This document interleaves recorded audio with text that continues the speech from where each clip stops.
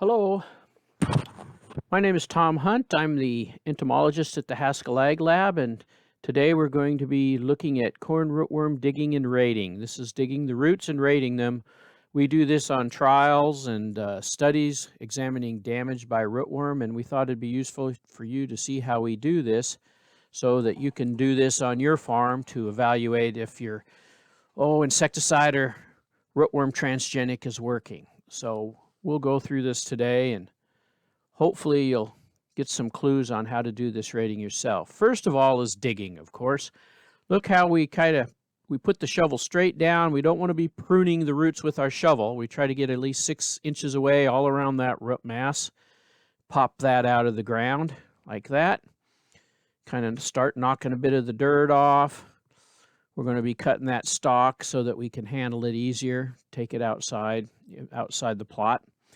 Here's another shot of digging another root. See how he's trying to go straight down, at least 6 inches away around the root, and pop it out there. Get that root mass. And we'll do this to about 5 plants per plot if we're doing a study like an insecticide trial. If we're just checking your field, you'll always want to take a few so you can kind of get an average damage. And we try to collect just random plants within that plot. Here you see some lodging. That typically is the first thing you see, one of the first things that might give you a clue you have rootworm damage. In this case, we have pretty severe lodging in these plots. So root digging is important because in order to determine why we're getting lodging, exactly what contributes to the lodging, we need to dig that root mass. Here we have a root mass from a severely goosenecked plant. See how it's kind of growing and curving up out of the ground and kind of growing roots at upper nodes. So this is what we're digging. And then we'll throw them, pile them up. We usually get 5 per plant. We'll process them. We cut those stalks so it's handleable. Then we peel off some of those leaves. Kind of get a nice stalk here. We'll do this for 5 plants per plot. Or if you're in the field, 5 plants or so per spot that you want to check. And here we are knocking some of the excess dirt off. We don't want to be hauling that around with us. It's heavy. And as you'll see later, we'll be cleaning the dirt off anyway. The goal is to get nice, clean roots. So here she is. This is Nicole Lure, my technologist, the entomology technologist at HAL. And she's knocking these off carefully, trying not to damage the stalk. You don't want to crack or break the stalk because then you'll just have to go dig another root. You'll see later we have to transport these and carry them for a ways, so we don't want loose roots. So she knocks it off. Then she'll somewhat gently, bang it on the shovel handle to knock off that dirt. We don't want to break the stem, the stalk there. She's also pulling out, old residue or things like that, leaves that are in that. Getting it ready to process further. Okay, that looks good. Now we pile them by our plot. That's a plot stake. And here we see a rootworm beetle. One of the beetles that was doing that damage emerged as an adult, and that's the damage that rootworm beetles cause. It's called window painting. They scrape off the surface of the leaf there. They don't chew all the way through it, but just kind of scrape off the surface. And that's called window painting, indication you have beetles in there. And now we're getting them ready to take out of the plots. And as I said, we usually take 5 per plot. And we want to kind of hold them tightly together. You see a guy, he's trying to get them as tight as he can. Then we wrap them with duct tape. You want to wrap it good. These plants are going to be moved around, they're going to be soaked, they're going to be power washed, so you do want to get them tightly wrapped and tightly taped. And then, of course, we do with a permanent marker, we'll label them first on one side and the other just to make sure we got them well labeled. We don't want that to wash off in the water either, so use a permanent marker when doing this. And we do that all through the plot area. Or if you're doing this on your farm, you might label as to parts of the field that they're at or particular fields. So the location is really important so you can go back later if you have a problem or don't have a problem and know just what's going on in that location.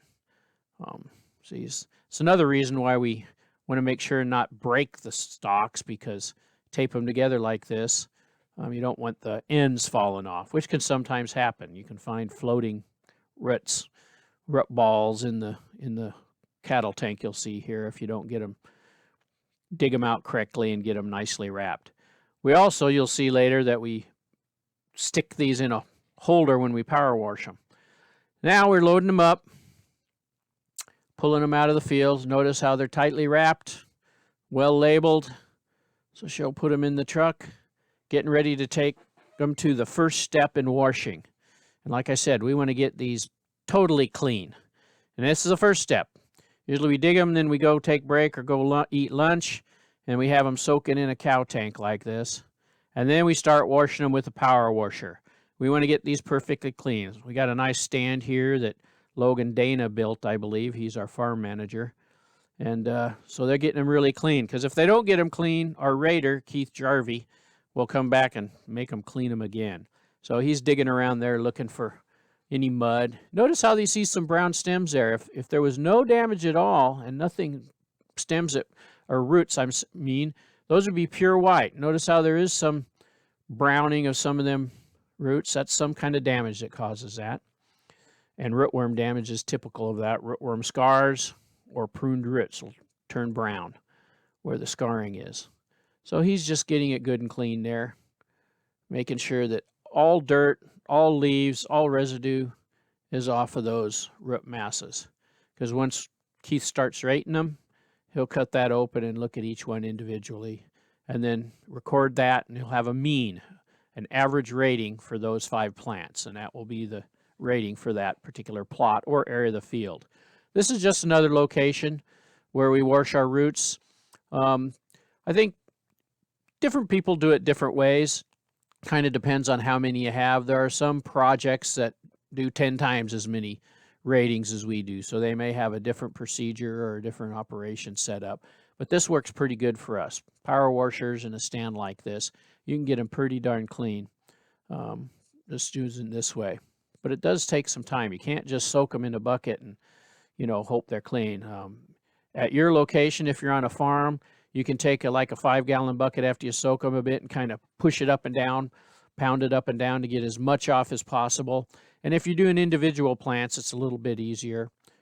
Maybe if you're doing it in a 5-gallon bucket to clean them off, and then use a hose to kind of, with a nozzle on the end to help you get them good and clean. But you do want them good and clean, because it's not just the pruned roots that you'll be looking at, but you'll also be looking for, you know, feeding scars, which are little brown areas on the roots. And so for that, you need them to be purely cleaned off, so you can notice those little scars that might be left behind from rootworm larvae feeding. And here we have, you know, getting ready with the next one. He's helping out. She'll be taking this over to Keith to start rating, and I'll leave it here with Keith Jarvie. He was our IPM person and then turned extension educator, but he's got a lot of experience rating, so I'll turn this over to him. Because of root damage, or else it's a shallow planting or whatever. These gnomes actually try to start with their own roots.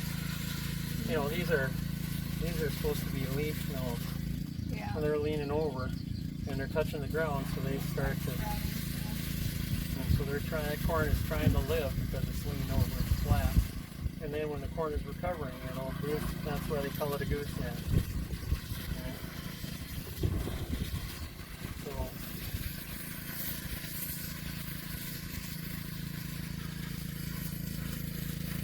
Only 1.0, there's something else going on besides root damage here, probably a shallow planting.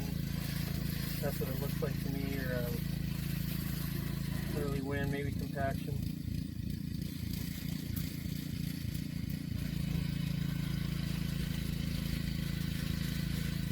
This is a 1.2, so there's damage here. It's not as expensive as you might think. Based on visual lodging, you would expect almost all these roots to be chewed down, but it's really, a lot of it is a function of the nodes being really tight. See how they're tight? There's not a lot of root area. What you want to see is something more like this versus see how tight these nodes are together versus these that are, you know, about half the size. So there's other things going on besides rootworm, although there is rootworm feeding.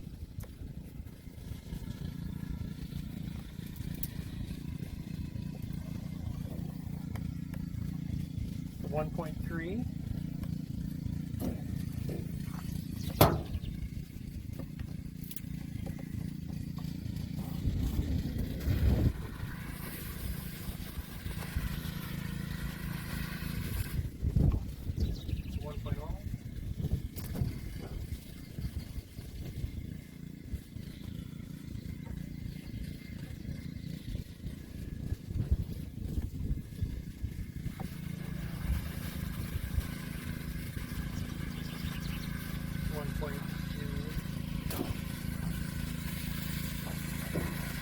That's that size?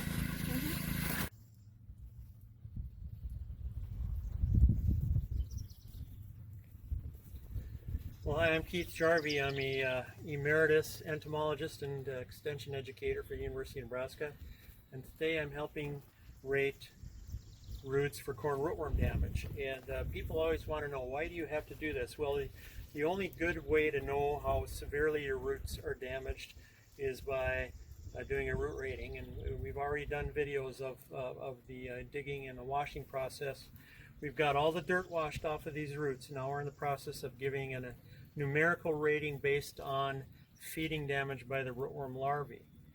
Okay, it's a fairly simple scale. It goes from 0 to 3. A 0 would mean that you have no damage whatsoever. 1 means you would have one node pruned away from the plant. I'll show you that. You come on up, and this plant has been rated already. It's drying out a little bit, but you'll notice that normally we rate the 3 roots, the 3 nodes at the bottom of the plant. Here's the first node, here's the second node, and there's a third node. What we're doing is we're looking at roots that are pruned within an inch and a half or so of that main stalk. That's considered a pruned root. And after that, you just say how many of these roots on these 3 nodes are pruned within an inch and a half. So if you look at this root, this middle node is almost entirely pruned right down to the stalk. So if you look at it, as you turn it around, those roots are almost all gone right down to the stalk.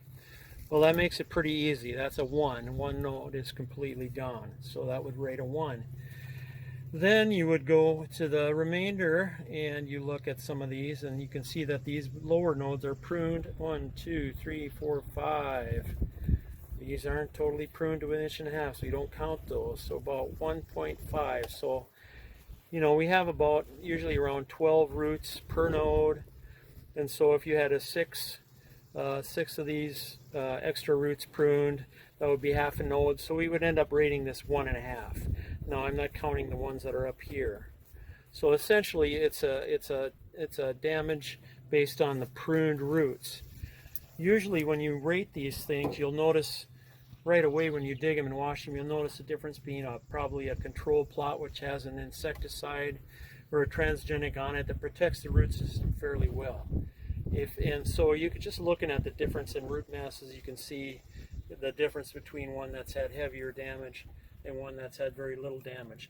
Even though this one has had damage on it, you can see that there is brown feeding scars on these roots. So this root has been damaged or been fed on by rootworms, but it's just a very few rootworms that have just chewed on some of these roots. You'll notice that these roots, even though they've been pruned down here, they're still over 1.5 inches to 2 inches long. So this would not count as any pruning on this root. So this root would get a very low score, like a 0.05 or something like that, because there's no roots pruned. And when you're that low, statistically, it doesn't mean a whole lot. So you just know that you have a real good protection with that root. Almost never see a 0. You almost always see some kind of feeding in a rootworm plot. But this is what you want to see from your control.